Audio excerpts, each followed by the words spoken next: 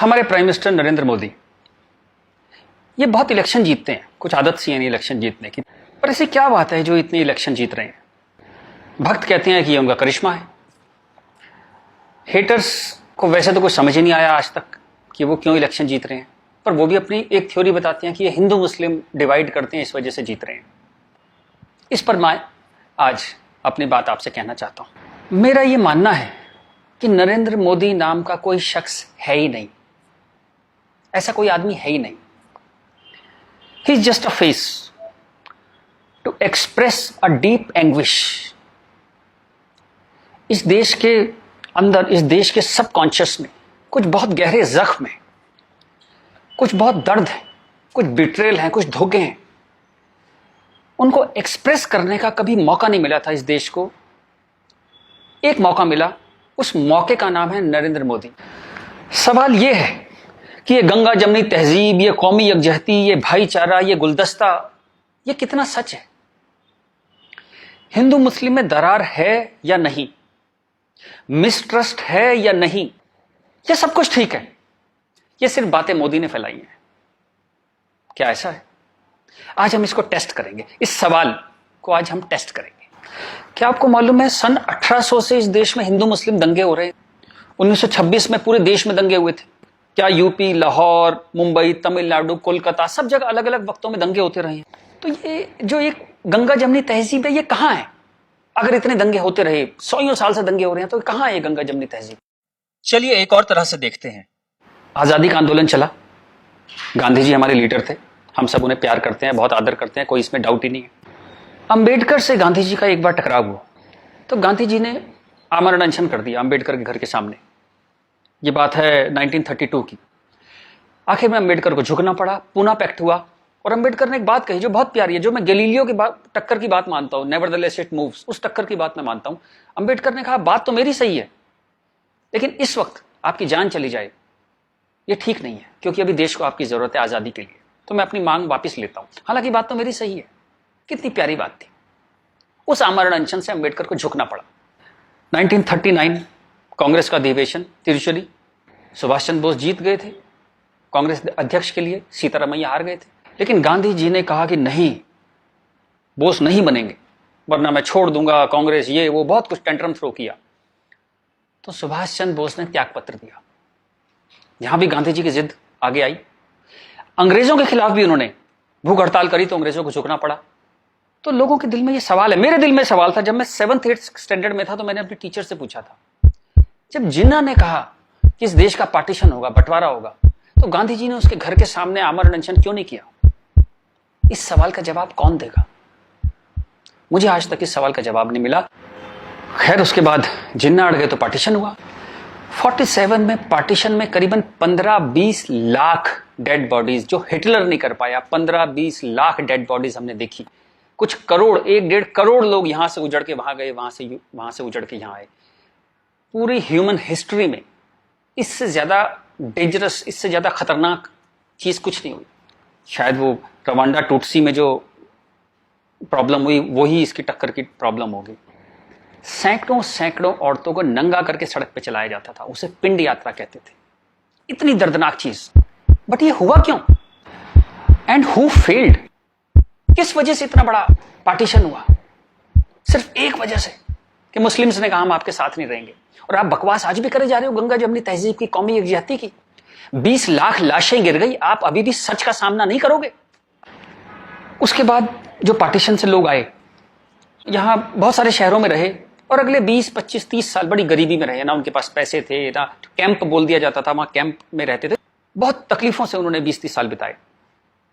अब तो वो लोग नहीं है, गुजर गए, लेकिन उनकी वो दर्द की, वो जो रोंगटे खड़े कर देने वाली उनकी कहानियां थी, वो कहानियां जिंदा है। वो लोग जिंदा नहीं है, पर वो कहानियां जिंदा है। और याद रखिएगा, कहानियां अपने हीरो से, अपने कैरेक्टर से ज्यादा उम्र रखती हैं। जीसस चले गए, कहानियां हैं। राम चले गए, कृष्ण चले गए, उनकी कहानियां चलती हैं हजारों सालों से। तो वो लोग चले गए, पर वो कहानियां इस देश के सबकॉन्शियस में चली गई हैं, कलेक्टिव सबकॉन्शियस में वो कहानियां हैं। इसलिए जो आप हेट्रेड देखते हैं हिंदू मुस्लिम की, वो बड़ी एब्स्ट्रैक्ट सी हेट्रेड है, उसकी कोई शेप नहीं है, आप मालूम भी नहीं पड़ता किस वजह से है, किस चीज के लिए, पर वो है। फिर आज़ादी हो गई, सरकार बन गई, कॉन्स्टिट्यूशन आ गया। उसके बाद फिर अजीब अजीब सी चीजें होने लगी इस देश में। शरिया की बातें होने लगी, 4 शादियां कर सकते हैं, हाँ कर सकते हैं। शाहबानो आती थी तो पूरा पार्लियामेंट उल्टा लटक जाता था सुप्रीम कोर्ट को दबाने के लिए। ये कुछ अजीब अजीब सी चीजें होने लगी इस देश में। तो कभी ये क्यों नहीं कहा गया कि हाँ हम शरिया पूरी तरह लागू करेंगे, हिंदू चोर जेल में जाएगा, मुसलमान चोर के हाथ काट दिए जाएंगे, क्योंकि शरिया में ऐसा कहा गया है। ये कभी कहा ही नहीं गया किसी प्लेटफॉर्म पर, लोगों के दिल में था। अब इस सवाल को दबाया कैसे गया? कांग्रेस के हाथ में ताकत आई। अब उसे इस बात से बचना था कि पार्टीशन हमारी वजह से हुआ, हम लोग फेल हो गए। तो उन्होंने सारे टेक्स्ट बुक अपने हिसाब से लेके सारे यूनिवर्सिटीज के वाइस चांसलर्स और ये एनसीईआरटी, सीबीएसई सबके हेड्स उन्होंने अपने आदमी भर्ती करने शुरू किए। उन्हीं लोगों को पद्मश्री देना शुरू किया, उन्हीं लोगों को तमाम मनसब और तमाम तरह की, वही चीफ गेस्ट बनते थे जलसों में। सारी टेक्स्ट बुक वैसी छपने लगी जहां बस यही बताया जाता था कि दे दिया हमें आजादी, बिना खड़क बिना ढाल। और वो जवाहरलाल नेहरू या फूल लगाते थे और उस बच्चे उन्हें चाचा नेहरू कहते थे। लाइसेंस राज था, सारा प्रेस उन्होंने कंट्रोल किया और खुद वो बड़े मजे से रोजा इफ्तार की पार्टियों में जाते थे। वो पार्टियां जहां ये बताया जाता था कि कोई मिसट्रस्ट नहीं है इन दोनों कौमों के बीच में, बढ़िया दावतें खा रहे थे, रोजा इफ्तार कर रहे थे। कांग्रेस बिकेम अ मछली मार पार्टी। उन्होंने मुस्लिम वोटों की फिशिंग स्टार्ट कर दी, यहां से फिशिंग स्टार्ट हुई। और अगेन वही बात, कैरेट, एक बार जब बात समझ में आ गई तो फिर जितने नए नए लीडर आने लगे, लालू, मुलायम and so on, Mamata Banerjee, सब वही फिशिंग में लग गए। मैं एक बड़ा इंटरेस्टिंग एक अपना परसेप्शन देना चाहता हूं आपको। ब्रिटिशर्स जो 47 में इंडिया छोड़ के चले गए, मान लीजिए आजादी के बाद वो यहीं रह जाते, मान लीजिए जैसे साउथ अफ्रीका में हुआ। वहां से जब अंग्रेज छोड़ के गए तो सारे अंग्रेज छोड़ के नहीं गए, बहुत सारे अंग्रेज वहीं रह गए अफ्रीका में। आप उनकी क्रिकेट टीम देखते हैं ना, सारे उनके ग्रीम स्मिथ और पोलक और सब उनके एबीडी, सारे उनके प्लेयर्स जो हैं, जो नेशनल हीरोज हैं, वो वाइट हैं। एक दो रबाडा वगैरह, रबाडा और वो सब खेल लेते हैं, बट मोस्टली वाइट्स खेलते हैं। अंग्रेज वहां से छोड़ के नहीं गए, वहीं रह गए। खैर नेल्सन मंडेला ने उनको इतना खूबसूरती से हैंडल किया कि उस देश में भी वरना पार्टीशन होता और ऐसा ही खून बहता, पर वो इतने ही स्मार्टली उन्होंने हैंडल किया। वो एक अलग कहानी है, पढ़िएगा उसके बारे में। इस दुनिया की सबसे इंस्पायरिंग कहानियों में से है जो मंडेला ने किया। Great great guy.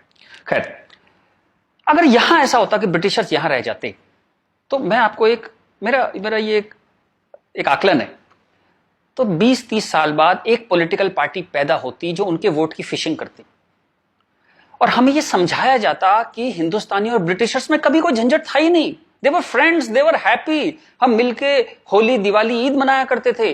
और ये जनरल डायर, ये तो आप झूठी बातें हैं, जलियांवाला बाग में गोली चला दी जनरल डायर ने, ये सब एग्जेजरेशन है, राइट विंगर्स ने पैदा किया है।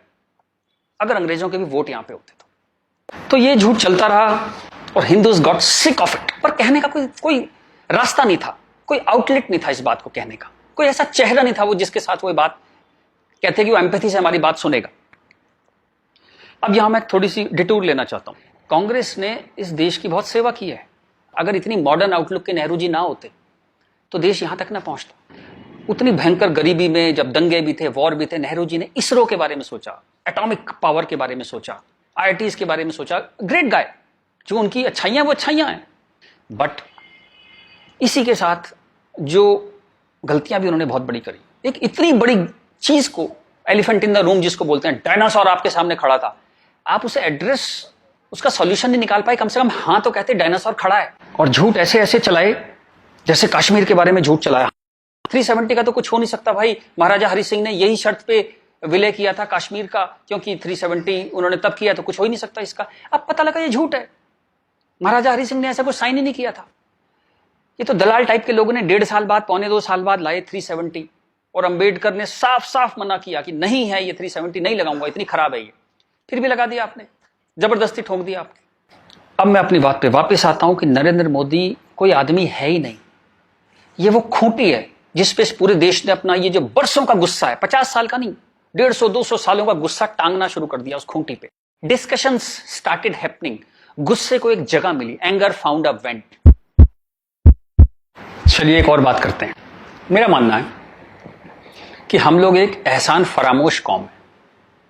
जी बिल्कुल ठीक सुना आपने, हम एहसान फरामोश लोग हैं। गुरु अर्जुन देव, गुरु तेग बहादुर, बंदा बहादुर, भाई मती दास, हकीकत राय, गुरु गोविंद सिंह, आपने नाम सुने, सिख गुरुज, उनके साथी। जब हिंदू कौम इस्लामिक रूलर से बहुत परेशान थी, फोर्स कन्वर्जन हो रहे थे, बहुत जुल्म हो रहे थे, जजिया वजिया बहुत चीजें थी।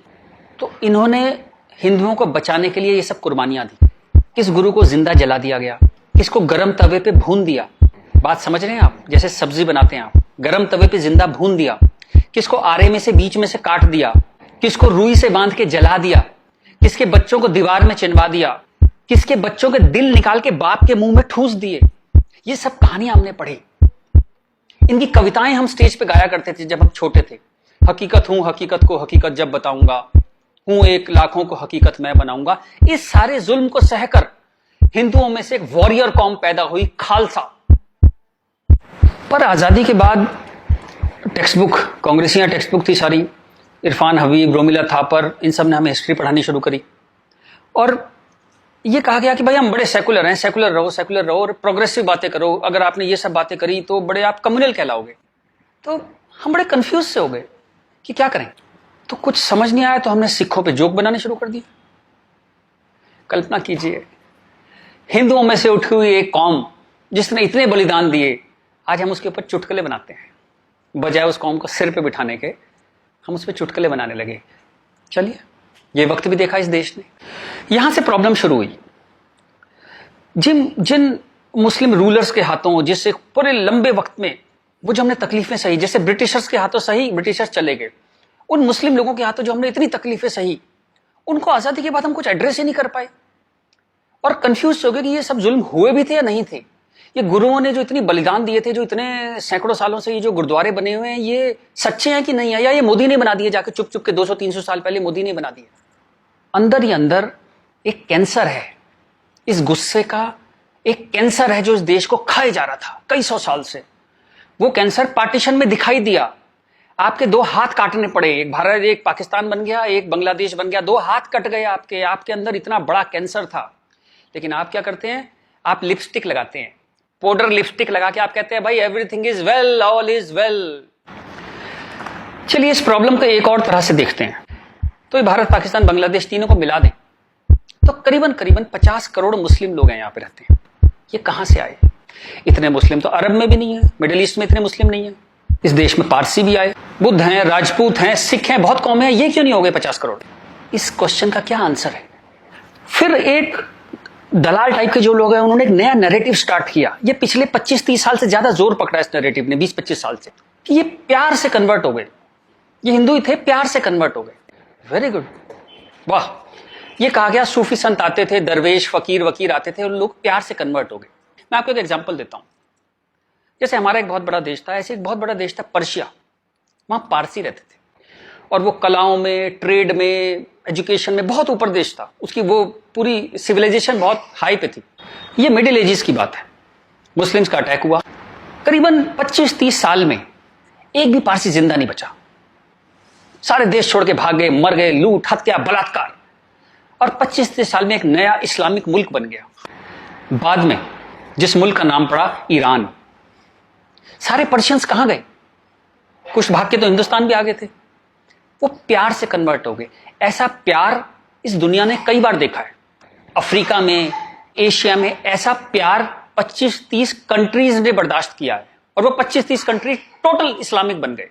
और लेटेस्ट कश्मीर, जब वहां से 3 लाख 4 लाख हिंदू भगाए गए तो वो प्यार से भागे वहां से और पूरा कश्मीर इस्लामिक हो गया। Make no mistake, it's a caliphate. जो बगदादी करता है खलीफा जो अपना साम्राज्य बनाता है जहां सिर्फ मुस्लिम होते हैं और अगर गैर मुस्लिम है तो उन्हें डिम्मी बन के रहना पड़ेगा, खत्म होकर रहना पड़ेगा। वो कैलिफेट है इस्लाम की। इस वक्त कश्मीर में, हिंदुस्तान में कैलिफेट है। 1921 में मालाबार में दंगा हुआ था, वहां भी कैलिफेट बनाने की कोशिश की गई थी।